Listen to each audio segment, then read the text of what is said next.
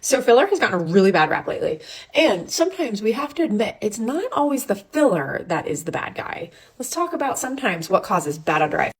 By the way, my name is Brittany Wilson. I am Ray Aesthetic in Columbia and Frederick, Maryland. And I am completely obsessed with under eye refreshes because my under eyes are my kryptonite. First, hyaluronic acid is not always the bad guy. I'll tell you that. Sometimes it's the candidate that wants the under eye filler. It's you. You're the problem. No, I'm totally kidding. But sometimes it's the anatomy and the expectations of a patient. So if a patient has really bad under eye bags where that orbital fat pad is herniating outside of that orbital rim, which in layman terms, it's that bag that's sitting on top of that orbital rim, you probably are not a candidate for under eye filler. Two, if you have really bad allergies or a poor lymphatic system, you are not a candidate. Probably not, you are not a candidate. That filler can collect and then it can create this like boggy look.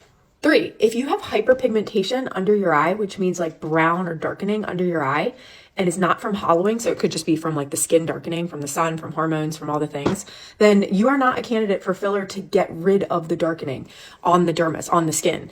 Lasers and other modalities are solutions to dermis darkening, not filler. So no to filler. Patient expectations are everything. So if the patient is really expecting for their under eyes to be completely softened and go back to their 20-year-old eyes and they're 40 years old, just the expectations. No, filler is not going to do that. Even plastic surgery is not going to do that.